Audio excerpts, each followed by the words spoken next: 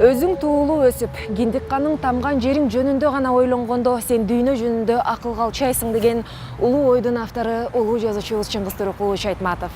Анын китептерин жаштар арасында жайылтуу жөрөлгөсү бүгүн эл өкүлү Акаев Жанар Кубанычбековичке жеткен мезгил. Биз бүгүн депутат мырза менен Улуттук университетинин абитуриенттерине анын китептерин белекке тапшырууга даярбыз. Жанар Кубанычбекович, саламатсызбы? Биздин берүүбүзгө кош келипсиз. Бүгүн эстафета мага келген экен. Мен ошо Улуттук университеттин алдына келип, силер менен мындай силерге анча-мынча китептерди белек кылайын деп атам. Айтматовдун 8 томдугуна. Мына алгачкы эле колума тигени Тоолор кулаганда деген чыгармасы экен. Мындай мага эң жаккан чыгармалардын бири. Өзгөчө Айтматовдун көзү өтүп кеткенден кийин муну дагы бир сере окушка туура келди. Мен сизге ушул китепти белек берейин, Сизге мына кылым карытар бир күн, бул дагы мыкты чыгармалардын өзү.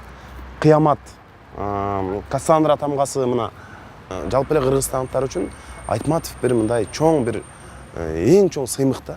Мына мен азыр эле айттым, жакында эле Орусияда Челябинскте Айтматовдун 90 жылдыгына арналган иш-чарага атайын Кыргызстандан барып катышып келдик. Ошол жерде Челябинск облусунун бүт жетекчилери келишип, Айтматов менен силер ушул бир жердеш болуп калганыңарга, улутташ болуп калганыңарга мындай бактылуусуңар деген сөздөрдү айтышты да. Колдо бар алтындын баркы жок дегендей болбой, жаштарыбызга баарына сиңиришибиз керек. Айтматовдун чыгармалары менен ооруп, Айтматовдун чыгармаларын окуп, ошону түшүнгөн адам ал эч качан ууру, террорист, бир мындай начар адам болбойт да. Ал гумандуу болуп, мамилечилүү болуп, ал Айтматов бизге мекенди сүйүүгө үйрөттү. Андан сырткары ал бүтүндөй дүйнөнү сүйүүгө үйрөттү. Саламатсыздарбы? Кандайсыңар? Мен Жанар деген жогорку кеңештин депутаты болом. Айтматовдун 90 жылдыгына карата ошол жума сайын бирден депутат ошол жаштарга Айтматовдун китептерин белек берген бир акция кылып атабыз.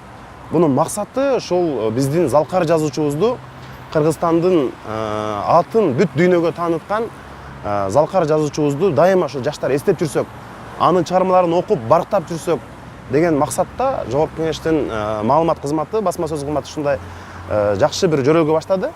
Муну биз абдан сүйүүнү менен кабыл алдык. Ошон үчүн мен өзгөчө мына азыр айылдан жаңы шаарга келип абитуриент болуп аткан жаштарга ушул Айтматовдун айрым китептерин берейин деп атам.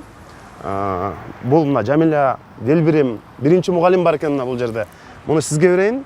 Мына Ак кемеден башталган 8 томдугун баарын, Бул сизге дагы берейин.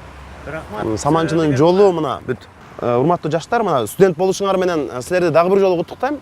Экинчиден, ушинтип келип эле депутаттардын колунан Айтматовдун чыгармаларын алып атасыңар. Мына дайыма ушул улуу жазуучубузду биз бүт дүйнөнүн чар тарабына анын таанытуу аракеттерин кылып жүрө берели. Чыңгыз Айтматовдун китептерин жаштар арасында жайылтуу жөрөлгөсүндө эстафетаны сиз кимге узатасыз? Бул идея абдан жакты мага. Мына жаштардын кубанычын карагыла, атайын элди жыйбай эле мына кокустан жолуга калып, барыбыз дароо Айтматов жөнүндө сүйлөшүп кеттик. Мыкты идея экен. Бул эстафетаны мен өзүмдүн кесиптешим, Республика Ата-Журт фракциясынын депутаты, жаш депутат, курч депутат, активдүү депутат Акылбек Жамангулов кесиптешим узатам.